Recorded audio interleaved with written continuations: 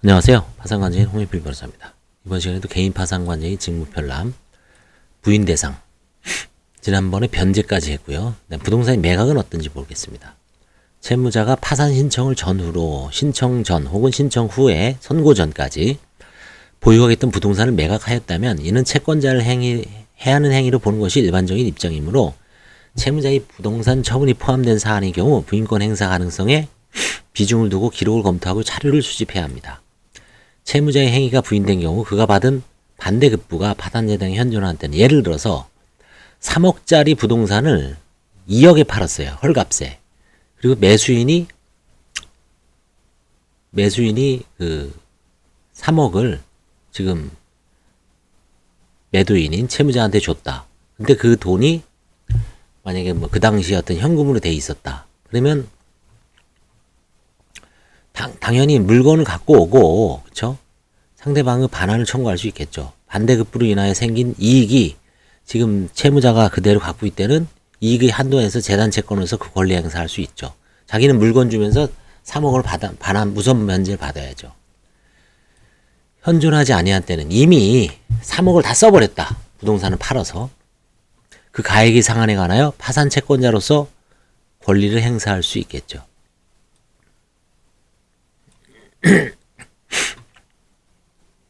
자, 부동산 매각이 통상적이고 정상적인 방법에 의해 적정한 가격으로 이루어졌을 경우 부인권 행사 대상이 될 가능성은 많지 않습니다. 예를 들어서 4억짜리 부동산을 4억에 팔고 은행 근저당 3억을 갚고 나머지 1억으로 뭐 채권자들한테 골고루 변제해 주거나 아니면 본인이 뭐 살 집을 구한다든지 남은 금액은 뭐 예를 들어 한 6천만 원 남았는데 5천만 원은 새 집을 얻고 1천만 원은 생계비에 지금 쓰고 있다. 뭐 그런 경우는 그 전체적으로 그 행위를 부인하기엔 힘듭니다. 부동산 매각에 대해 부인권 행사가 실제로 이루어진 경우는 시세보다 싸게 매각되는 염가 매각 또는 부동산 시세 급상승으로 매수인에게 대금을 반환하고도 배당 지원을 확보할 수 있는, 그쵸? 그런 경우라고 할 수 있습니다. 염가 매각은 좀 문제가 되고요. 적정한 가격, 약간의 할인 가격은 사실은 문제는 삼을 수는 없죠. 그래서 부동산의 매각이 어떻게 보면 또 부동산의 매각 행위 자체를 부인하기에는 상당히 좀 힘든 면이 있습니다. 부동산의 매각 행위 자체를 어떻게 보면 이제 매각 대금을 어떻게 사용했는가가 더 문제가 되죠. 그게 이제 편파 변제인데 그런 경우가 더 많은 것 같습니다. 훨씬.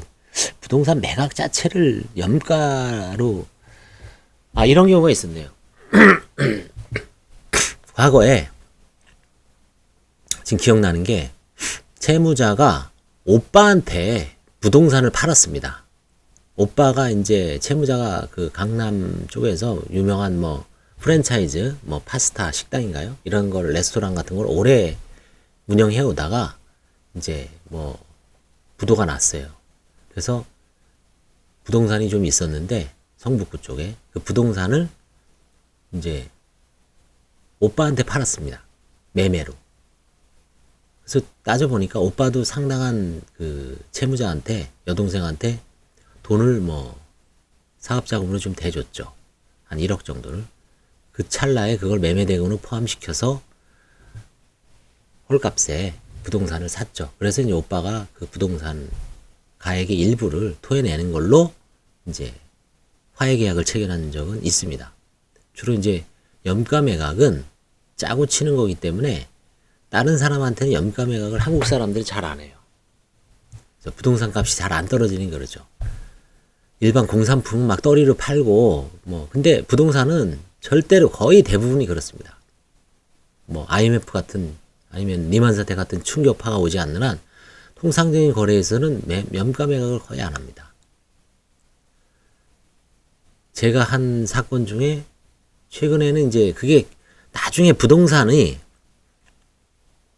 최근 관점에서 보면 염가 매각인데 그 당시에는 적정한 가격이에요. 그래서 부인권 행사를 해서 적정한 금액으로 이제 화해를 했죠. 채권자들은 지금 2년 후 지난 시점에서 보면은 부동산 값이 상당히 올랐죠. 염가 매각이라고 이제 관제인한테 어필을 할 수 있지만 그 행위 당시에 2년 전에 그 시점에는 그렇게 뭐 부동산이 폭등할 줄 몰랐죠. 그렇죠? 그래서 부동산은 어떤 염가 매각이다 이런 거는 부동산의 어떤 흐름과도 상당히 관계 있기 때문에 대부분 이제 지인들한테 가까운 지인들한테 공인중개사 없이 당사자 간의 합의로 매수인을 구하는 경우에는 염가 매각이 문제가 되는 경우가 있습니다. 뭐 친인척은 바로 해당이 되죠. 예, 이번 시간에는 부동산의 매각과 관련된 부인 대상 검토할지 유의할 점에 대해서 살펴봤습니다. 감사합니다.